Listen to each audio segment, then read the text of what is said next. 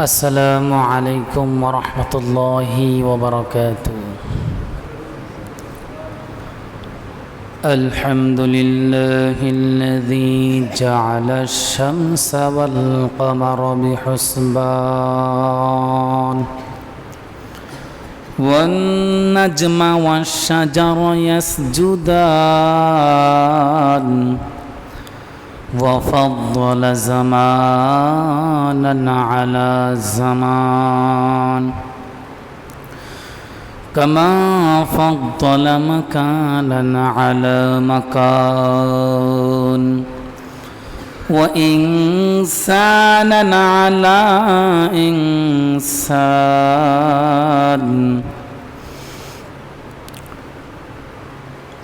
وأشهد أن لا إله إلا الله وحده لا شريك له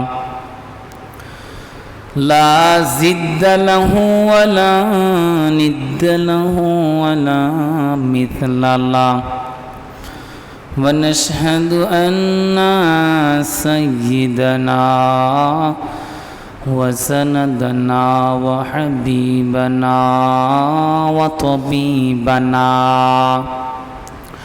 وطبيب أرواحنا محمدا عبد الله ورسوله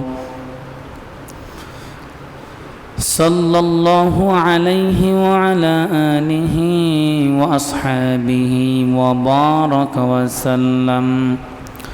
وبارك وسلم تسليما كثيرا الذي أرسله الله تعالى بالحق بشيرا ونذيرا وداعيا إلى الله بإذنه وسراجا وقمرا منيرا أما بعد فقد قال الله تعالى في كلامه المجيد وفي فرقانه الحميد أعوذ بالله من الشيطان الرجيم بسم الله الرحمن الرحيم قد أفلح المؤمنون الذين هم في صلاتهم خاشعون والذين هم عن اللغو معرضون والذين هم للزكاة فاعلون والذين هم لفروجهم حافظون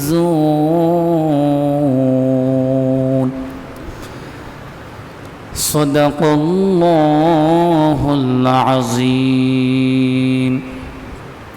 وقال رسول الله صلى الله عليه وسلم من أحب سنتي فقد أحبني ومن أحبني كان معي في الجنة أو كما قال عليه الصلاة والسلام. عن عائشة رضي الله تعالى عنه قال عن عائشة رضي الله تعالى عنها قال رسول الله صلى الله عليه وسلم فإن خلق النبي الله صلى الله عليه وسلم كان القرآن أو كما قال عليه الصلاة والسلام. وقال تعالى في شان حبيبه إن الله وملائكته يصلون على النبي يا أيها الذين آمنوا صلوا عليه وسلموا تسليما درود إبراهيم اللهم صل على محمد কেউ চুপ করে বসে থাকবে না সবাই وعلى آل محمد كما صليت على إبراهيم وعلى آل إبراهيم إنك حميد مجيد আওয়াজ করে اللهم بارك على محمد وعلى آل محمد كما باركت على إبراهيم وعلى آل إبراهيم إنك حميد مجيد माई मर्द मुसलमान हो माई मर्द मुसलमान एक हाथ में तलवार हो एक हाथ में कुरान बलागल उला बिकमालिही कशफद्दुजा बिजमालिही हसनत जमीउ खिसालिही सल्लु अलैहि वालिही अल्हम्दुलिल्लाह আল্লাহ পাক রব্বুল ইজ্জতের দরবারে অসংখ্য অগণিত লাখো কোটি শুকর ও সুজুদ জ্ঞাপন করছি যে মহান মালিক আপনাকে আমাকে অত্যন্ত আদর করে ভালোবেসে মহব্বত করে আল্লাহ পাকের ঘরে মেহমান হয়ে আল্লাহ পাক নিজে মেজবান হয়ে আপনাকে আমাকে মেহমান হয়ে তার পবিত্র স্থানে আল্লাহ পাকের পয়গম্বরের ভাষ্য অনুযায়ী সব থেকে দুনিয়ার জমিনে উত্তম জায়গায় অল্প সময় করোনা হাদিসে আলোচনায় 10 মায়ের 10 সন্তানকে একত্র হয়ে বসার তৌফিক এনায়েত করেছেন। এই জন্য সেই মহান রবের শানে কালিমাতুর শুকর আদায় করে সকলের জবান খুলে ইমানে আওয়াজকে উঁচু করে পড়ে নিতেছে আলহামদুলিল্লাহ। আজকের আলোচনা অত্যন্ত গুরুত্বপূর্ণ। আমার আপনার জিন্দেগির প্রত্যেকটা সময় এমনইভাবে যেন কাটানো উচিত যে প্রত্যেকটা সময় যেন নবীর সুন্নতের অনুসরণ করে যেন আমরা সময় অতিবাহিত করতে পারি। বলি সবাই আমিন। তারপরে দুরুদ ও সালাম এই বিশ্বসভার সভাপতি মানবতার মুক্তির দূত আফতাবি নবুয়াত শাহেনশাহ রিসালাত নূরে মুজাসসাম হুজুর আকরাম সাল্লাল্লাহু আলাইহি ওয়াসাল্লাম। পড়েন সবাই সাল্লাল্লাহু আলাইহি ওয়াসাল্লাম। আল্লাহ পাক রব্বুল আলামিন যত নবীর যত পয়গম্বরদেরকে যত সুসংবাদ দিয়েছেন সব থেকে আমার আপনার নবীকে বেশি সুসংবাদ দিয়েছেন এবং সব থেকে বেশি এবং সবচেয়ে বড় সার্টিফিকেট দিয়েছেন। কোন সুবহানাল্লাহ। যে সার্টিফিকেট আল্লাহ পাক রব্বুল আলামিন পয়গম্বরের উদ্দেশ্যে বলেছেন ওয়া ইন্নাকা লাআলা খুলুকিন আযীম। যে পয়গম্বর মুহাম্মদ সাল্লাল্লাহু আলাইহি সাল্লামের চরিত্র হচ্ছে এমন চরিত্র, এমন মহান, যেই মহানের দৈর্ঘ্য প্রশস্ত, যেই মহানের তল খুঁজে পাওয়া সম্ভব নয়, দৈর্ঘ্য পাওয়া সম্ভব নয়, প্রশস্ত পাওয়াও সম্ভব নয়। আমাদের এই দুনিয়াটা বোঝানোর ক্ষেত্রে বলি, দুনিয়াটা কত বড়, দৈর্ঘ্য প্রশস্ত আছে না নাই? বৈজ্ঞানিকরা বের করছে কি করছে না? এই সূর্যটা কত বড় বৈজ্ঞানিকরা আনুমানিক আমাকে আপনাকে ধারণা দিছে কিনা বলেন? দিছে। এই দুনিয়াটার থেকে, এই পৃথিবীটার থেকে 13 লক্ষ গুণ বড় হলো সূর্য। সুবহানাল্লাহ পড়েন। দৈর্ঘ্য আছে, প্রশস্ত আছে। বৈজ্ঞানিকরা মানুষেরা ধারণা করে বের করে ফেলেছে। আমি আপনি যে মসজিদে বসেছি, এই মসজিদের দৈর্ঘ্য সবার জানা আছে না নাই? মানুষ তো বের করেছে, প্রশস্ত কতটুক মানুষ বের করে ফেলেছে, প্রশস্ত কতটুক, দৈর্ঘ্য কতটুক বের করে ফেলছে। কিন্তু আজিম, যারা আরবি শব্দ ভালো বুঝেন, এই আজিমের তল, দৈর্ঘ্য, প্রশস্ত, এটার দুনিয়ার সব মানুষ মিলে যদি খোঁজ করতে চায়, আজিমের তল, এর গভীরতা খুঁজে পাওয়া সম্ভব নয়। বলেন সুবহানাল্লাহ বিহামদিহি। নবীজির চরিত্র এত মহান, এত মহান, যার কোনো তল নাই, যার কোনো দৈর্ঘ্য নাই, যার কোনো প্রশস্ত নাই। কিয়ামত পর্যন্ত যদি মানুষগুলো যার দৈর্ঘ্য যদি খোঁজ করতে চায়, পাবে? সম্ভব? বলেন সম্ভব? কিন্তু মানুষ, একজন মানুষকে আর একজনকে বলে দেয় ওর চরিত্র ফুলের মতো পবিত্র, অথচ লোকটা চাঁদাবাজ, চাঁদাবাজি, ডাকাতি, চোর, বদমাশ, লুচ্চা, এমন মানুষকেও কিন্তু চরিত্রের সার্টিফিকেট দেয় কি দেয় না? দিয়ে দেয়। এমনও লোককে সার্টিফিকেট দিয়ে দেয় যে এই লোকটার চরিত্র খুব ভালো, কিন্তু দেখা যায় এই লোকটা ধর্ষণের ক্ষেত্রে আগে আগে নাম লেখাইছে, চাঁদাবাজের ক্ষেত্রে নাম আগে আগে আছে, চোর, ডাকাত, যত ধরনের অশ্লীল কাজে তার নাম আগে আছে, এমন লোককে সার্টিফিকেট দিয়ে দেয়। কথা বলেন ঠিক কিনা? কিন্তু আমার আপনার নবীর সার্টিফিকেট যে অফিস থেকে এসেছে, সেই অফিসের নাম কি? আল্লাহ। সবাই বলেন নাম কি? আল্লাহ পাক নিজে ঘোষণা করে দিয়েছেন, ওয়া ইন্নাকা লাআলা খুলুকিন আযীম।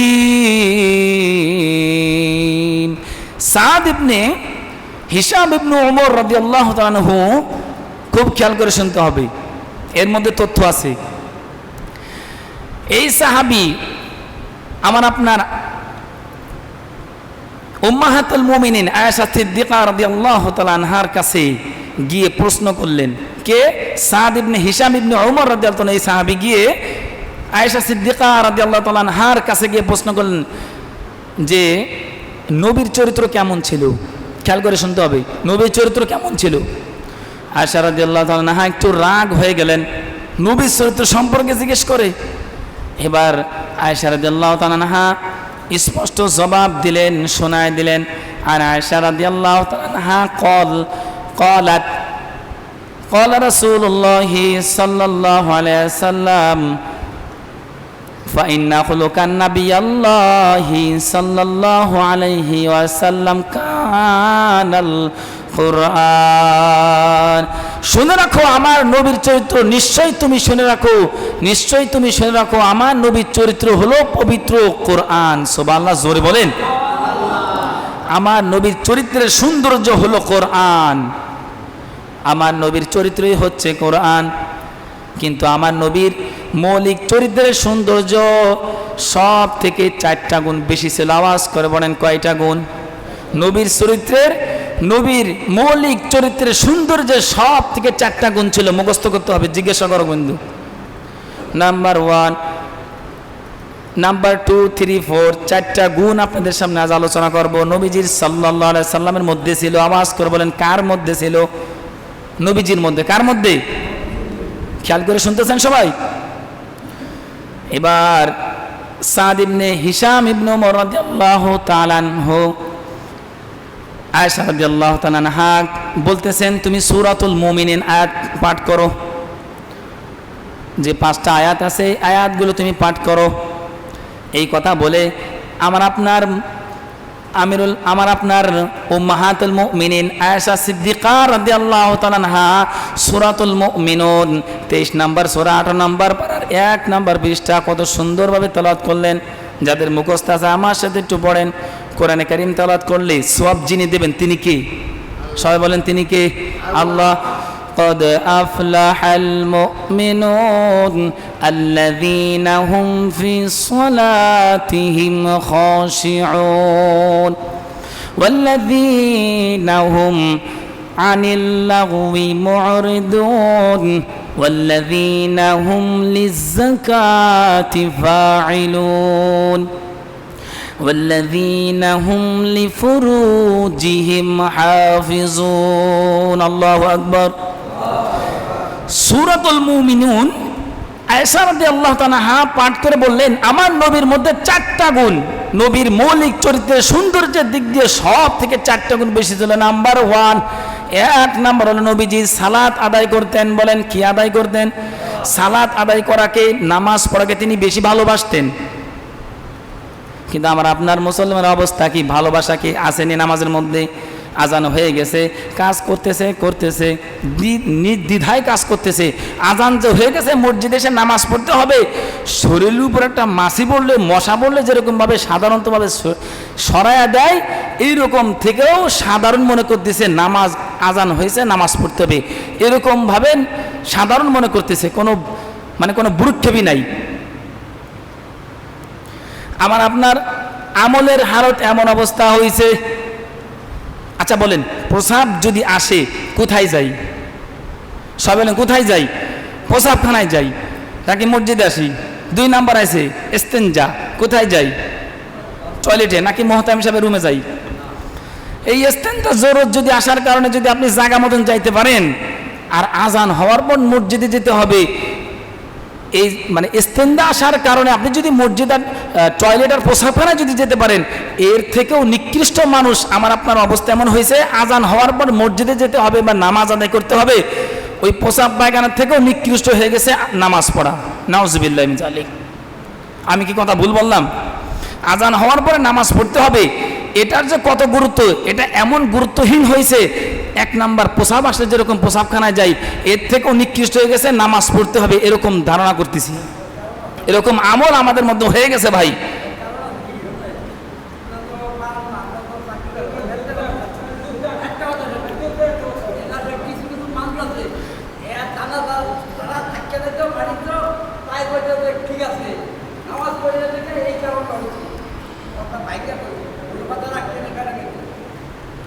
তাহলে নবীজির পছন্দের দিক দিয়ে সব থেকে বড় গুণ হলো নামাজ আদায় করা। নামাজকে তিনি বেশি ভালোবাসতেন।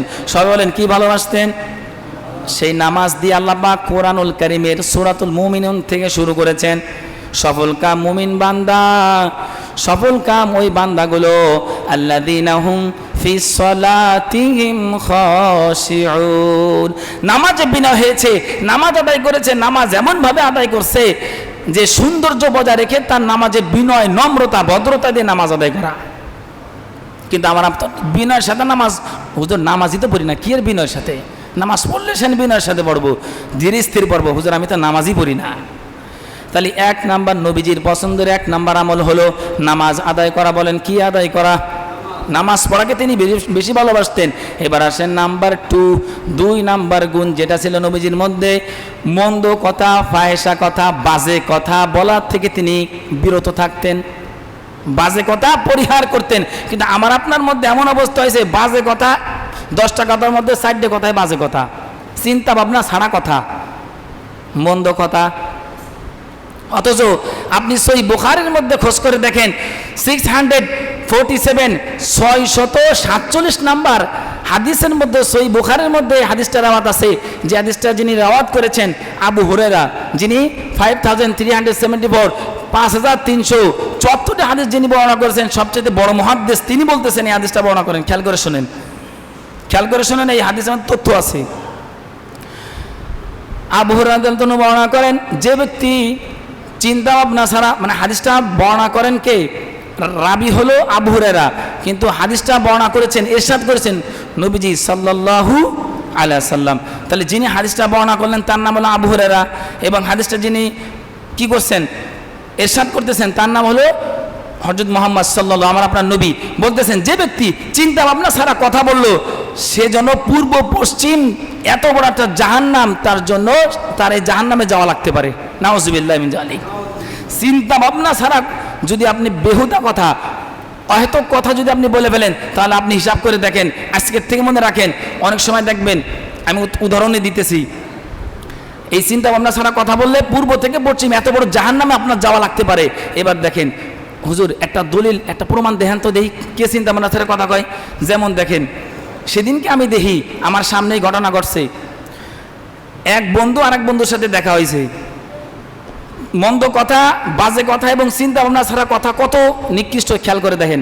এক বন্ধু আর এক বন্ধুর সাথে দেখা হওয়ার সঙ্গে সঙ্গে বলতেছে, কিরে তোর মারে অমুক করি, কইলাম না, আরও ভাষা খারাপ করে। এবার যারে কইছে সেও রাগ করে নাই, আর যে কইতেছে, যে বলতেছে সেও রাগে নাই, হাসি খুশি কইয়া। এবার আমি জিজ্ঞাসা করছি, ইন্নালিল্লাহ ওয়া ইন্না ইলাইহি রাজিউন। এই যে বকাবাজি করলো, দুইজনের কোনোটার মধ্যে কোনো রিয়েক্ট নাই। পরে একজনের জিজ্ঞেস করলাম, এরা যেরকম বকাবাজি করলো কারণটা কি? কয় হুজুর, বর্তমান জামানার পোলাপান এরা একজনের বন্ধু, তো এই ভালোবাসে আর কি এই ভাষাগুলো দিছে। নাউজুবিল্লাহ বলবেন না? আচ্ছা বলেন, কিরে কেমন আছিস, বকা দিয়ে বলে না? মুখ খারাপ করে বলে কি বলে না? বলেন। এইগুলো সম্পূর্ণ নিষেধ। আপনি যদি এরকম কোনো কথাবার্তা বলেন আপনার বন্ধুদের সাথে, বাজে কথা, মন্দ কথা, চিন্তা ভাবনা করা ছাড়া যদি কোনো কথা বলেন, তাহলে এই হাদিসটা মনে রাখেন। এই হাদিসটা মনে রাখেন, পূর্ব থেকে পশ্চিম পর্যন্ত এত বড় জাহান্নাম আপনাকে যাওয়া লাগতে পারে। তাহলে 2 নাম্বার গুণ বর্ণনা করতেছিলাম। বলেন তো আর কয়টা গুণ রয়েছে? আরো 2টা গুণ রয়েছে। কয়টা গুণ? 4টা গুণের মধ্যে 2টা গুণ বললাম। নাম্বার 3 নাম্বার যে গুণটা ছিল মুহাম্মদ সাল্লাল্লাহু আলাইহি ওয়াসাল্লামের মধ্যে, সেটা হলো যাকাত আদায়কারী ছিলেন। বলেন আমার আপনার নবী কি আদায় ছিলেন? যাকাত আদায়কারী ছিলেন। যাকাত কথা সূরাতুল মুমিনুনের মধ্যে কত সুন্দর করে আল্লাহ তাআলা বলেন, ওয়াল্লাযীনা হুম লিয-যাকাতি ফাইলুন। যাকাতের কথা আছে না নাই? কিন্তু আমার আপনার অবস্থা কি? হ্যাঁ, যাকাত দেওয়ার কোনো ভ্রুক্ষেপই নাই। কিছু কিছু মানুষ আছে না নাই? বলেন। সবাইকে উদ্দেশ্য করে বলতেছি না, কিছু মানুষ সমাজে এরকম দুনিয়াতে দেখা দেয় যে যাকাত তার উপর ফরজ হয়ে গেছে, খবরই নাই। আবার কি করে জানেননি? অর্ধেক দেয়, আবার অর্ধেক দেয় না। এবার আসেন নাম্বার 4 নাম্বার গুণ আমার আপনার নবীর মধ্যে যেটা ছিল, সেটা হলো আমার আপনার নবী নিজের চরিত্রের, সতীত্বের হেফাজতকারী ছিলেন। সুবহানাল্লাহ। সতীত্ব এমন একটা দামি জিনিস, যে জিনিসটা আমাদের বর্তমান সমাজে, আল্লাহ মাফ করুক, দুনিয়াতে এমন আমি দেখছি যে সতীত্ব এমন একটা দামি জিনিস, যেটা এই দেখেন হাদিস আরেকটা আপনাদের সামনে বর্ণনা করি। আল্লাহ রাসূল বলেন, যে ব্যক্তি দুই জিনিসের যে ব্যক্তি জিম্মা নেবে, দায়িত্ব নেবে, আমি তার জান্নাতে যাওয়ার জিম্মাদারি হয়ে গেলাম। সুবহানাল্লাহ। 1 নাম্বার জবান, 2 নাম্বার হলো কি? সতীত্ব। অর্থাৎ আপনার 2 রানের মাঝখানে। এই জিনিসটা এত বড় দামি জিনিস, একমাত্র স্ত্রীর সাথে ছাড়া আপনি অন্য কোথাও যাওয়া যাবে? মুহতারাম হাজিরিন, আল্লাহ রাসূল সাল্লাল্লাহু আলাইহি ওয়াসাল্লাম সতীত্বের অধিকারী ছিলেন, সেটাও আল্লাহ তাআলা আয়েশা রাদিয়াল্লাহু তাআলার মাধ্যমে জানাই দিতেছেন। মুহতারাম হাজিরিন, সাদ ইবনে হিশাম রাদিয়াল্লাহু তাআলা আনহু আয়েশা সিদ্দিকা রাদিয়াল্লাহু তাআলা আনহার কাছে এসে জিজ্ঞাসা করলেন, আমার নবীর চরিত্র কেমন ছিল? ফাইন্না খুলুকান নাবিয়াল্লাহি সাল্লাল্লাহু আলাইহি ওয়াসাল্লাম কানাল কুরআন। সুবহানাল্লাহ পড়েন। আমার নবীর চরিত্র ছিল কোরআন। এই কোরআনই হচ্ছে আমার নবীর সৌন্দর্য, আমার নবীর চরিত্র। এই জন্য মুহতারাম হাজিরিন, এই 4টা গুণ থেকে আমার আপনার শিক্ষা নিয়েও আছে না নাই? সবাই তো কয় নাই, জোরে বলেন না, আছে না নাই? এই 4টা গুণের অধিকারী কোনো ব্যক্তি যদি, কোনো মুমিন বান্দা যদি নিয়ে ঘোরে, তাহলে সে নবীওয়ালা আখলাক, নবীওয়ালা চরিত্র নিয়ে সে ঘোরে। সুবহানাল্লাহ। নবীওয়ালা আখলাক সে নিয়ে ঘোরে, নবীওয়ালা চরিত্র আল্লাহ তাআলা তাকে দান করবেন। এই 4টা গুণ যদি কোনো মুসলমানের আওলাদের মধ্যে যদি থাকে। মুহতারাম হাজিরিন, আরেকটা কথা বলতেছিলাম, অনেক মুসলমান দেখবেন বলে কোরআনের মধ্যে রাজনীতি নাই, কিন্তু কোরআনের মধ্যে আল্লাহ তাআলা কত সুন্দরভাবে আল্লাহর পয়গম্বর প্রেসিডেন্ট ছিলেন, আল্লাহর পয়গম্বর রাজনীতি করছে কিনা বলেন? প্রেসিডেন্ট না হলে তো সে রাজনীতি করতে পারবে না। এই রাজনীতি যদি আপনি বলেন কোরআনের মধ্যে রাজনীতি নাই, তাহলে এর ফলাফল কি হয় জানেন? ফলাফল হয় Islam is the code of the life. Islam complete code of the life. ইসলাম হচ্ছে পরিপূর্ণ একটা বিধান, ধর্মের নাম ইসলাম। এখন বলেন রাজনীতি যদি না থাকে, তাহলে ইসলাম কি পরিপূর্ণ হলো? সবাই একটু কষ্ট করে বলেন, পরিপূর্ণ হলো? আল্লাহ রাসূল দল করেছেন, আল্লাহ পাকের হুকুম বিধান অনুযায়ী দেশ পরিচালনা করেছেন, তাহলে কি এটা রাজনীতি না? বলেন। আল্লাহ তাআলা পয়গম্বর যেভাবে রাজনীতি করেছেন, আল্লাহ রাসূল সাল্লাল্লাহু আলাইহি সাল্লাম আল্লাহর হুকুম বিধানকে রাষ্ট্র পরিচালনা করেছেন। এবার আসেন, সারা জিন্দেগি সে এ দল ও দল কইরা যখন সে মারা যায়, তার লাশটাকে কবরে রাখার সময় আমরা সবাই কি পড়ি? 3 জন কবরে নামে। বলেন কয়জন? 3 জন। খুব খেয়াল করে শোনেন, সারা জিন্দেগি সে রাসূলের দল করে নাই, রাসূলের দল না কইরা যারা রাসূলের দল করছে, যেইখানে পাইছে সেইখানে পিটাইছে, যেইখানে রাসূলের দলের কর্মীদেরকে যেইখানে পেয়েছে নিয়েই জেলখানার ভিতরে ঢুকাইছে। সে নিজেও করে নাই, আরেকজনও করতে দেয় নাই। এই মানুষটা মারা গেছে, মারা যাওয়ার পর কবরে রাখার সময় 3 জন মানুষ কবরে নামে। এই মানুষ তখন কি পড়ে, কি দোয়াগুলো পড়ে? আরে বাবা, আপনি কি দোয়া পড়ে বলেন? বিসমিল্লাহি ওয়া আলা মিল্লাতি রাসূলিল্লাহ। সবাই পড়েন বিসমিল্লাহি ওয়া আলা মিল্লাতি রাসূলিল্লাহ, শিখে যান। এই দোয়াটার অর্থ কি, কি বুঝছেন আপনি বলেন? এই দোয়ার অর্থ কি? তার জিন্দগি, সারা জিন্দগি সে চললো এ দল ও দল, রাসূলের দল করে নাই, আল্লাহর হুকুম মোতাবেক চলে নাই। এবার মরার পরে, তার জানাজা হওয়ার পরে কবরে যখন আপনি লাশ রাখলেন, ওই ব্যক্তির নামে আপনি কি বলতেছেন জানেন? এর অর্থ আল্লাহর নামে রাসূলের দলে ঢুকাই দিয়ে গেলাম। এবার বলেন, ওর জিন্দগি মাইন্ড করতেছেন কেউ আমার কথাই? কোরআন হাদিস মোতাবেক হইতেছে না কারো কষ্ট পাইতেছেন বলেন? আপনি যখন কবরে রাখলেন, এই দোয়া পড়লেন, আসলে কি ও রাসূলের দলের কর্মীদের যেইখানে পাইছে এইখানে পিটাইছে, যেইখানে পেয়েছে নিয়ে জেলখানে ঢুকাইছে, মারছে? এবার বলেন, ওই লোকটা যে মারা গেল, আপনি বলতেছেন বিসমিল্লাহি ওয়া আলা মিল্লাতি রাসূলিল্লাহ, আল্লাহর নামে রাসূলের দলের কর্মীদের নামে রাসূলের দলে ঢুকায় দিয়ে গেলাম। আসলে বলে লোকটা কি রাসূলের দলের কর্মী ছিল? আল্লাহর হুকুম মোতাবেক চলছে? তাহলে আমি আপনি যে পড়ি সারা জিন্দগি এ জায়গা ও জায়গা, এ দল ও দল, সে দল ঘোরাফেরা কইরা হায়াতের জিন্দগি শেষ করা, এইবার যখন আপনি কবরে চলে যেতেছেন, তখন আল্লাহ রাসূলের দলের মধ্যে ঢোকার চেষ্টা আছে না নাই? সবাই বলেন আছে না নাই? মোহতারাম হাজিরিন, কষ্ট নেবেন না, বাস্তব কথা বলতেছি। এই যে আপনি লাশটা রাখলেন, এই মরা লাশ, এই মৃত দেহটাকে আল্লাহ রাসূল নিয়ে কি করবে বলেন? আপনি যে রাসূলের দলের মধ্যে ঢুকাই দিয়ে গেলেন, যার অর্থ হয়, তাহলে এই মৃত লাশটাকে নিয়ে, মরা দেহটাকে নিয়ে আল্লাহ রাসূল কি করবে? কোনো কিছু করার আছে? যারা হায়াতে জিন্দেগির মধ্যে অর্থনীতি, সমাজনীতি, রাজনীতি সব কিছুর ভিতর রাসূলের দলের কর্মীদের মধ্যে তার নাম নাই। যারা আল্লাহ রাসূলের অনুসরণ করে চলছে দুনিয়াতে, তাদেরকে ধরেই পিটাইছে, এমন পিটাইছে, সারা জীবনের ল্যাংড়া লোলা বানাই ফেলছে। এমন যেইখানে পেয়েছে সেইখানতে নিয়েই মিথ্যা মামলায় শুধু মানে কোনো কারণ ছাড়া, সে জানেই না, ঘুম থেকে উঠে জায়গাতে আমি জেলখানার ভিতর। কিরে, আল্লাহ পাক হেদায়েত দান করুক। মুহতারাম হাজিরিন, আমার আপনার রাসূলের দলের ইসলাম বলে, রাসূলের দলের নাম কি? ইসলাম। সারাংশ বলে দিই, শেষ করে দেব। রাসূলের দলের নাম কি সবাই বলেন? ইসলাম আছে যেখানে আমি আছি, ইসলাম আছে যেখানে আমরা আছি। আরে সবাই জোরে বলেন, ইসলাম আছে যেখানে আমরা আছি, ইসলাম নাই যেখানে আমরা নাই। যেখানেই থাকবে ইসলামের মার্কা, সেখানেই আসি আমরা। কথা কোন ঠিক কিনা? কষ্ট পাইছেন? আলোচনা শেষ করে দেব। আপনি যদি কোন হুজুর টাইম তো হয়ে গেছে। মুহতারাম হাজিরিন, আজকের যে আলোচনা থেকে নবীজির মৌলিক 4টি সৌন্দর্যের বর্ণনা থেকে সবচেয়ে মৌলিক 4টি যে গুণ, আল্লাহ পাক নবীর এই গুণগুলো আমাদের সবাইকে দান করে, বলেন সবাই আমিন। নামাজি হওয়ার তৌফিক দান করুক। মন্দ কথা, ফাহেসা কথা, যে কথার কোনো অর্থ নাই, এই কথাটা না কইলেও চলে। কি বলেন? কি হুজুর মাইন্ড করেন না, হুজুর বাদ দিলাম, অন্য একটা লোক নেই কই, কিরে আব্দুর রহিম এত জোরে যাচ্ছিস কে, দাওয়াত আছে নাই? আচ্ছা, এই কথার কোনো মানে আছে? এইবার দেখেন, আমি কেউ কষ্ট দিয়ে বলতেছি না, বাস্তব আমাদের মধ্যে হয় কি হয় না। এই সমস্ত ফাহেসা কথা, বেহুদা জিনা, আমার বেহুদা কথা থেকে আপনি বেঁচে থাকা, এটাও একটা কোরআনের মধ্যে গুণ, এটাও একটা আল্লাহ রাসূলের গুণ ছিল। এই জন্য আপনাদের সামনে বোঝাইতেছি। কিরে এত আস্তে যাইতেছো, বেশি খাইছো নাকি?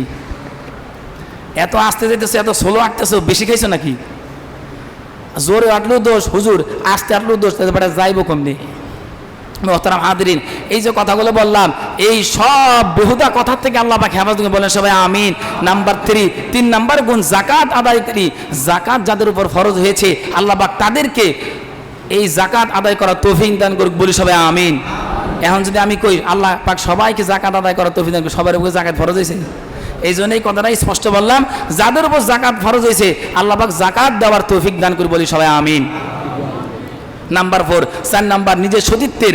দেখবেন কিছু লোক, আল্লাহ মাফ করুক, এই বিয়া কইরা সে চলে যায় বিদেশ, আর সবে মাত্র বউটারে ধুয়ে যায়, আর বউ কিয়ে যায় চাচার সাথে, দেবরের সাথে, এই অমুক তমক এর সাথে বাইকে যায়। বাইক নিয়ে বিয়ে করছে, কি মামা বিয়ে করছে, বাইকনের বউ নিয়ে চলে গেছে। তা এই যে সতীত্ব, এটা বহুত বড় দামি জিনিস। এমনও শুনছি যে এমন লোক যে আমি আমার মায়েরা বিয়ে দেবো বিদেশি লোকের হাতে না। বলে কে? আমি নিজে শুনছি, এরা বিয়ে করে আমার মাইয়ের থুয়ে চলে দেবো, ওইটার পক্ষে আমি না। আমার মাইয়ের যদি নিতে পারে তাহলে আমি সে তার সাথে দেবো। আমার কথার দ্বারা এটাই যে যদি সে ধৈর্য ধারণ করতে পারে কোনো সমস্যা নাই, অবশ্যই আপনি চলে যান বিদেশে। কিন্তু আপনি যদি দেখেন যে আমার বউ অ্যাক্সিডেন্ট করে ফেলবো, তাহলে কিন্তু আপনার ক্ষেত্রে অনুচিত হবে, এমন অনুচিত যেই অনুচিতটা কিয়ামতের ময়দানে আপনাকে সাক্ষী দিতে হবে আপনার স্ত্রী যদি গুনাহ করে। আমি কি কথা ভুল বলছি? মোহতারাম হাজিরিন, এই বিষয়ে আপনাকে আমাকে সতর্ক থাকতে হবে। এই যে গুণগুলো আলোচনা করলাম, আল্লাহ পাক সকলকে এই নবীওয়ালা গুণ আল্লাহ পাক আপনাকে আমাকে দান করে বলে সবাই আমিন। ওয়া আখিরু দাওয়ানা আলহামদুলিল্লাহি রাব্বিল আলামিন। যারা সুন্নাহ পড়েন নাই 4 রাকাত কেবলা জুমা সুন্নাহ পড়ে নেন।